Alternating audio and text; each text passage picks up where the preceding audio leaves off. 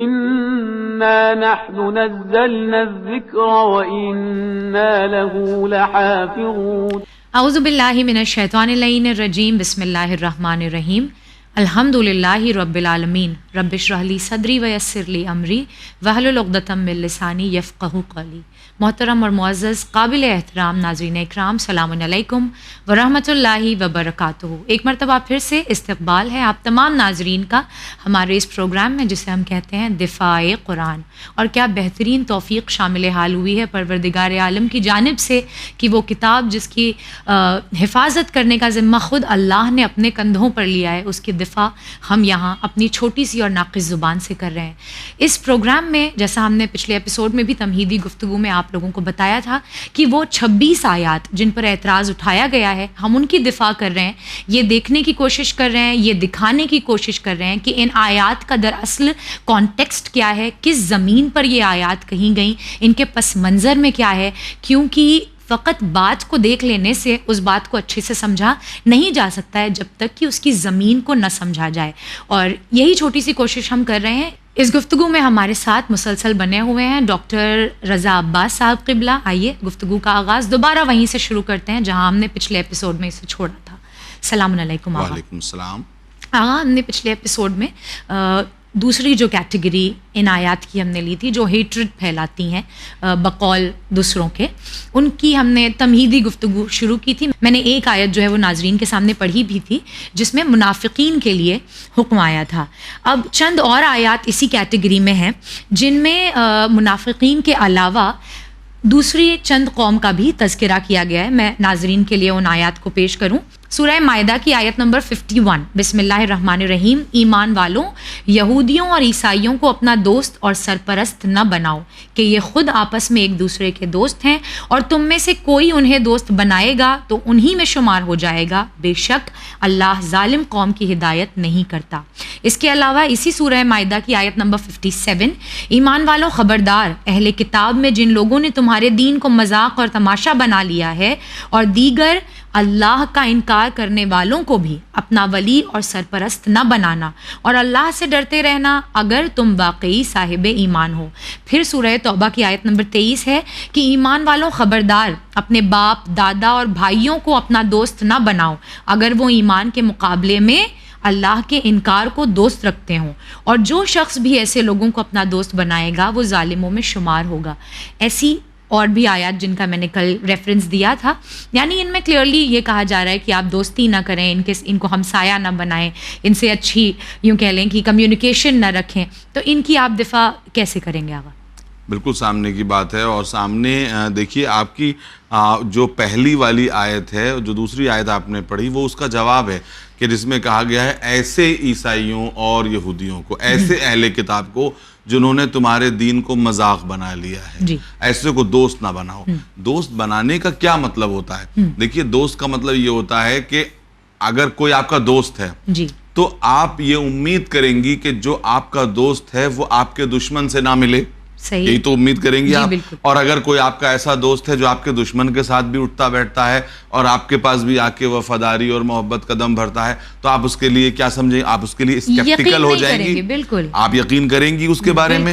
اور یہ کہا حکماء نے، حکیموں نے یہ کہا ہے کہ ایسے دوست پر بالکل بھروسہ نہ کرو جو تمہارے دشمنوں کے ساتھ بھی اٹھتا بیٹھتا ہے۔ تو یہ جو آیتیں ہیں یہ اس مدینے کے بیک ڈراپ میں ہیں کہ جب مدینے میں حضور تشریف لائے، کچھ منافقین تھے جو یہودیوں کے ساتھ بھی ساز باز رکھتے تھے، رسول کے پاس آ کے بھی یہ کہتے تھے کہ ہم تو مسلمان ہیں، اور یہودی ہر وقت ان کو ورغلاتے رہتے تھے کہ تم بغاوت کرو، ہم تمہارے ساتھ ہیں۔ جیسے آپ کو معلوم ہے کہ پیغمبر نے یہودیوں کے ساتھ ایک پیکٹ سائن کیا تھا، جس کو بالکل ٹریٹی سائن کی تھی کہ جس کو میثاق مدینہ کہا جاتا ہے، کہ لیکن جب اسلام پر وقت پڑا، جس میں یہ صاف لکھا ہوا تھا کہ جب بھی مدینے پر کوئی ایکسٹرنل حملہ ہوتا ہے باہر سے تو یہودی مسلمانوں کا ساتھ دیں گے، لیکن جب کفار قریش نے جب حملہ کیا مسلمانوں کے اوپر، مدینے کے اوپر، تو ان یہودیوں نے انہی کا ساتھ دیا۔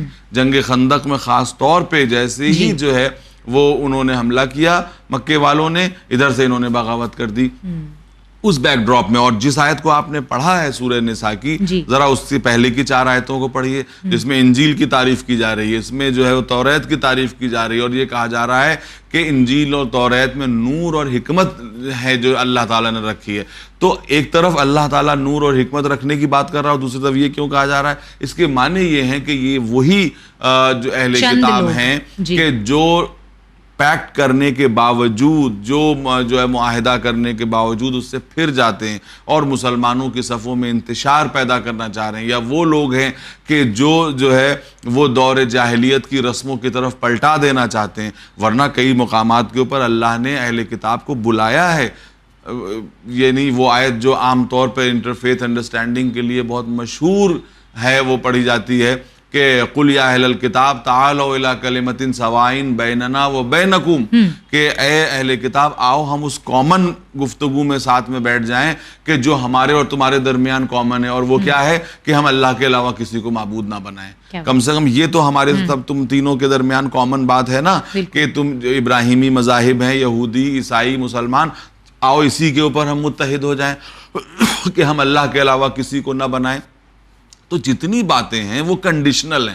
دوسری آیت پڑھتے ہی آپ نے دیکھ لیا کہ ان اہل کتاب کو دوست نہ بناؤ جنہوں نے تمہارے دین کو مذاق بنایا. تو آپ ہی بتائیے اس میں کیا بری بات ہے کہ جو تمہارا دشمن ہو رہا ہے تم اس کو کیسے دوست بنا سکتے ہو؟ تو یہ مسلمانوں کو ایک ہدایت کی جا رہی ہے, کہیں ایسا نہ ہو کہ یہ تمہارے دین کو ہی جو ہے وہ نقصان پہنچا دے اچھی طریقے سے. تو اس سے پتہ یہ چلتا ہے کہ کوئی, دیکھیے ان آیتوں سے صاف صاف پتہ چلتا ہے کسی خاص کمیونٹی سے دشمنی نہیں ہے, کسی خاص سیکٹ سے دشمنی نہیں ہے, کنی خاص لوگوں سے دشمنی نہیں ہے. وہ ان لوگوں کی بات ہو رہی ہے. اسلام مسلمانوں کو ڈیفنس سکھا رہا ہے اور بتا رہا ہے کہ جو تمہارے دشمنوں کے ساتھ اٹھتے بیٹھتے ہیں ان پر کامل اعتماد نہ کرو. یہ تو عام آدمی کے لیے کہا جاتا ہے کہ کسی ایسے کو دوست نہ بناؤ جو تمہارے دشمنوں کے ساتھ بھی اٹھتا بیٹھتا ہے. گھر کا بھیدی لنکا ڈھائے, وہ تمہارے راز بھی سب ان کو جا کے بتا دے گا, اور کس وقت تم سے دغا کرے گا یہ تم کو معلوم نہیں ہے. تو یہ بات, لیکن یہ کہ کوئی کہے کہ بطور کلی اہل کتاب کو یہ کہا جا رہا ہے, بطور کلی کسی مذہب کو کہا جا رہا ہے, نہیں. قرآن مجید میں بطور کلی کسی کے لیے بات نہیں کہی جاتی, بلکہ جو بات ہوتی ہے وہ کنڈیشنل ہے. مشرکین کے لیے, مکے والوں کے لیے, ہر ایک کے لیے یہ ہے کہ دیکھو اس میں کوئی ایسا ہو تو اس کے بارے میں کرو, ہے نا. اب میں آپ کے سامنے ایک آیت پڑھتا ہوں سورہ نساء کی. سورہ نساء کی آیت کیا ہے کہ جہاں پر خداوند عالم ارشاد فرما رہا ہے کہ یا ایھا الذین آمنوا اذا ضربتم فی سبیل اللہ فتبینوا ولا تقولوا لمن القى الیکم السلام لست مؤمنا. اے لوگو, اے ایمان والو, جس وقت تم اللہ کی راہ میں جس وقت تم لڑ رہے ہو اس وقت بھی تبین کرو, یعنی دیکھو کون ایکچول تمہارا دشمن ہے. ایکچول جو دشمن, تحقیق کرو. یہ نہیں کہ ایک طرف سے تمہیں جو ہے ہر ایک کو تم قتل کر ڈالو, نہیں, تحقیق کرو تمہارا ایکچول دشمن کون ہے. اور عین حالت جنگ میں ولا تقولوا لمن القى الیکم السلام, اگر کوئی اس حالت میں کوئی تم کو سلام کرے تو یہ مت کہو کہ تم مومن نہیں ہو. اس کی زبان پہ بھروسہ کر کے اسے مومن مان لو. کیا بات ہے, اس کی زبان پہ بھروسہ کرتے ہوئے اسے مومن مان لو. اس کا واقعہ بھی ہے, چھوٹی گنجائشوں کو بھی نہیں چھوڑ رہا ہے, وہ دین کیسے واقعہ ہے. نبی کے ساتھ ایک واقعہ یہی ہے کہ ایک ساتھی نے ایک ایسے آدمی کو قتل کر دیا جو یہ بظاہر کہہ رہا تھا میں مسلمان ہوں. نبی کے پاس آیا, اس نے کہا کہ تو نبی نے کہا جب وہ تم سے سلام کر رہا تھا اور تمہیں مسلمان کہا تم نے کیوں قتل کیا اسے؟ تو کہنے لگا یا رسول اللہ میں جانتا تھا کہ وہ یہ سب جو ہے وہ دکھاوا کر رہا ہے. تو نبی برہم ہوئے اور کہا کہ کیا تم نے اس کے دل کو چیر کے دیکھا تھا کہ وہ جو ہے اوپر سے کہہ رہا تھا یا دل سے کہہ رہا تھا؟ تمہیں تو اس کی زبان پہ بھروسہ کرنا چاہیے تھا. فتبینوا, بہت زبردست جملہ ہے یہ کہ تحقیق کرو کہ تمہارا ایکچول دشمن کون ہے, اور جو تمہارا ایکچول دشمن ہے تمہیں اسی پہ گفتگو کرنا چاہیے. اور آپ کو معلوم ہونا چاہیے کہ حضور اکرم نے صرف حالت جنگ کے لیے, مطلب حالت امن کے لیے قانون وضع نہیں کیے, جنگ کے لیے قانون وضع کیے. ان جنگ کے جو ہے قوانین میں کیا تھا کہ جو کامبیٹنٹ, دیکھیے فوج میں دو طرح کے لوگ ہوتے ہیں, کامبیٹنٹ اینڈ نان کامبیٹنٹ, یعنی لڑنے والے اور غیر لڑنے والے. یعنی جو سامان اٹھانے والے ہیں, لشکر کے ساتھ آئے ہیں, کھانا پکانے والے ہیں, یا سولجرز نہیں ہیں, بیسیکلی سولجر نہیں ہیں. تو کہا گیا کہ صرف تمہیں کمبیٹنٹ سے مقابلہ کرنا ہے, نان کمبیٹنٹ سے کوئی بات مت کرنا کہ جو کھانا پکانے والا ہے, مزدوری کرنے والا ہے, اس کو کرو. نہیں, بالکل نہیں. اور جو عورتیں جو ڈھولک بجانے کے لیے آئی ہیں لوگوں کو جوش دلانے کے لیے, ان عورتوں سے بھی تمہیں کوئی جو ہے وہ نہیں ہونا چاہیے, مطلب نہیں ہونا چاہیے.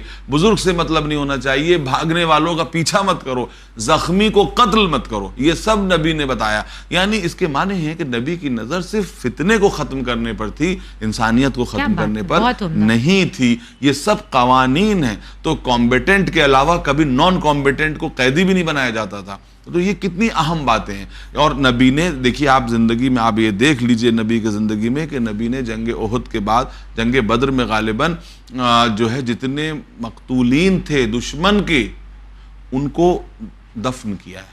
کوئی کہہ کہ بھئی ایسے چھوڑ دیجئے, کہا نہیں, ان کی دشمنی ان کے جسم اور جان کی جدائی کے ساتھ ختم ہو گئی. اب یہ انسان ہے, ان کو ہم دفن کیے دیتے ہیں.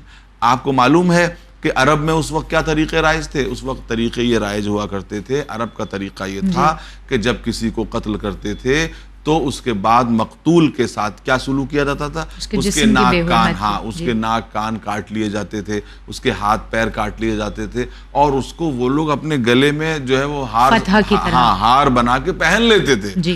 ہار بنا کے پہن لیتے تھے. نبی نے یہ سب کرنے سے منع کر دیا. خاص حدیث ہے کہ کسی کی لاش کے ساتھ میوٹیشن نہ کرو, حتیٰ کہ وہ پاگل کتے کی کیوں نہ ہو. یہ مسلح, اس کے لیے صحیح لفظ مسلح کرنا, تو مسلح کرنا. اور اس کے بعد اور بہت کچھ کیا جاتا تھا. اس کی لاش کو روندا جاتا تھا, اس کی لاش کو برہنہ کیا جاتا تھا, یہ سب. اور نبی کے چچا کے ساتھ یہ سب کچھ کیا گیا. نبی کے نواسے کے ساتھ یہ سب کچھ کیا. نبی کے نواسے کے ساتھ تو بعد میں کیا. یعنی یہ عربوں کی, یہ تو عربوں کی یہ دستور ہے کہ انہوں نے نبی کے نواسے کے جن چیزوں کا نبی نے منع کیا تھا, مسلمانوں نے وہ کیا. لیکن نبی کے چچا کے ساتھ تو مکے والوں نے یہ سب, دشمنوں نے کیا, لیکن نبی نے صبر کیا. نبی کے چچا کا کلیجہ چبایا گیا, لیکن اس کے باوجود نبی نے اس کے بدلے میں کسی دشمن کا مسئلہ نہیں کیا. آپ بتائیے کہ یہ انسانیت ہے یا پھر جو ہے وہ انسانیت سے دشمنی ہے؟ یعنی وہ دین جس کو وائلنس پھیلانا ہی تھا, تو پھر وہ قوانین جنگ کیوں رکھتا؟ دنیا تو اسی مقصد کے ساتھ چلتی ہے کہ everything is fair in love and war. بالکل. اب میں آپ کو اسی بات سے بتاتا ہوں کہ جو بڑی جنگجو قومیں ہوتی ہیں نا, ان کی اسٹریٹجی کیا ہوتی ہے؟ ان کی اسٹریٹجی ہوتی ہے کہ میدان جنگ میں اتنی زبردست دہشت بٹھا دو جو مد مقابل کے اوپر کہ وہ تم سے لرزنے لگے. یعنی منگولز کے لیے کہا جاتا تھا کہ جب وہ کسی ملک میں داخل ہوتے تھے تو ہر زیرو کو ایک طرف سے قتل کر دیتے تاکہ دوسرے ملک والے عبرت پکڑیں کہ اگر ہم نے انکار کیا ان کی جو ہے وہ ان کی سپریمیسی سے تو ہمارا یہی حال ہوگا. لیکن نبی نے یہ نہیں کیا.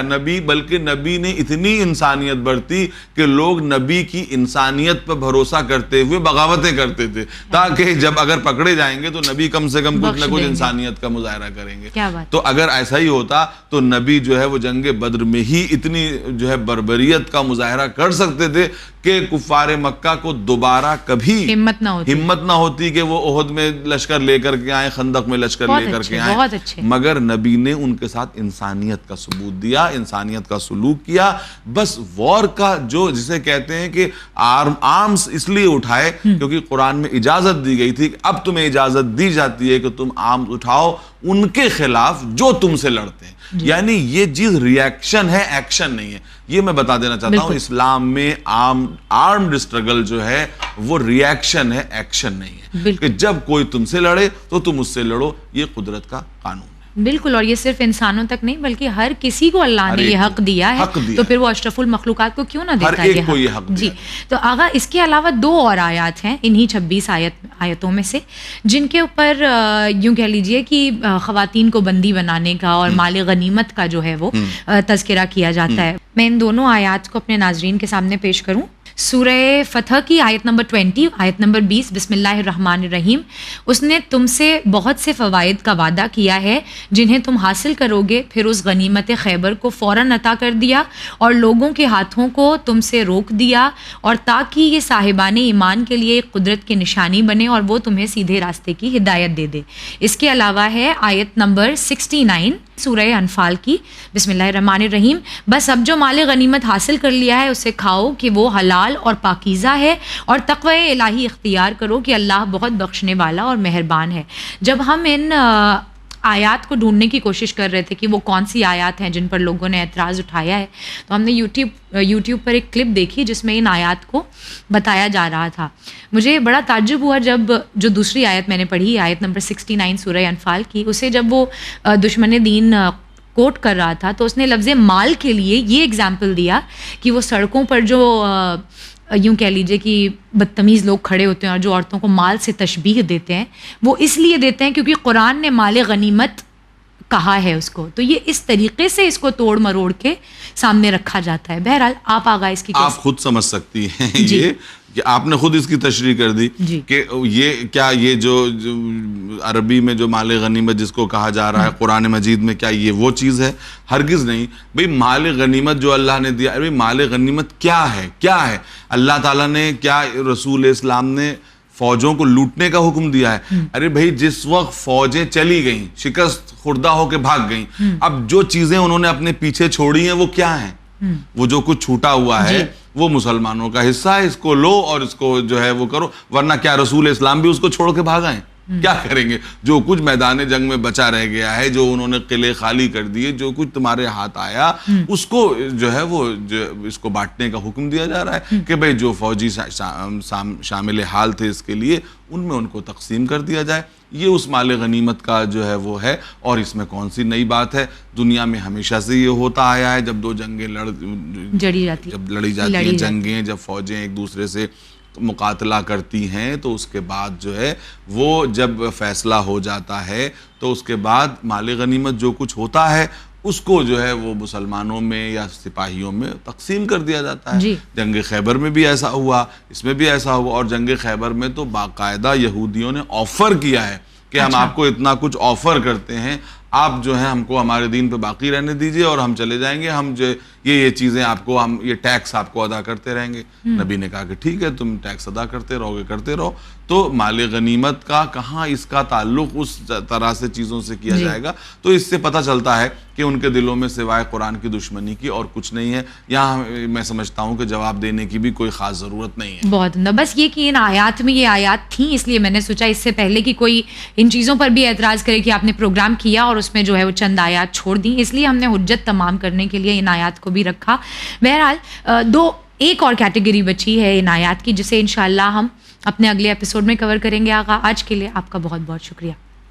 ناظرین کرام, یہ وہ آیات چند اور تھیں جو ان 26 آیات میں سے تھیں, اور ہم نے دیکھا کتنی خوبصورتی سے اللہ نے انسان کو اس کے حال پر نہیں چھوڑا بلکہ اسے پورا حق دیا اس بات کا کہ جب کوئی اس کے ساتھ زیادتی کرے تو وہ اپنی دفاع کر سکے. اور اگر ہمارے دشمنوں کو اللہ نے ہم پر کھول دیا کہ یہ تمہارے دشمن ہیں, تو یقیناً اس نے ہمارے پر یہ کرم کیا ہے کہ اس نے ہمیں یہ حکم نہیں دیا کہ دشمنوں سے بھی دوستی نبھاؤ, بلکہ اس نے انسان کو اس کی فطرت پر باقی رہنے کا حق دیا کہ جس سے تمہارا دل راضی نہیں ہوتا ہے, جس سے تمہیں خطرہ محسوس ہوتا ہے, اس سے دوری اختیار کرو اور اپنے آپ کو محفوظ کرو. اگر اس کو دنیا ظلم کہتی ہے تو پھر یقیناً ضرورت اس بات کی ہے کہ اس فکر کو زیادہ سمجھنے کی کوشش کی جائے جو اسے ظلم کہہ رہی ہے. انشاءاللہ چند اور آیات جو ان 26 آیات کی فہرست میں ہیں انہیں ہم ڈسکس کریں گے. دوبارہ مولانا صاحب ہمارے ساتھ موجود ہوں گے. تب تک کے لیے میں نظر فاطمہ لیتی ہوں آپ لوگوں سے وداع. بنے رہیے چینل ون کے ساتھ. فی امان اللہ.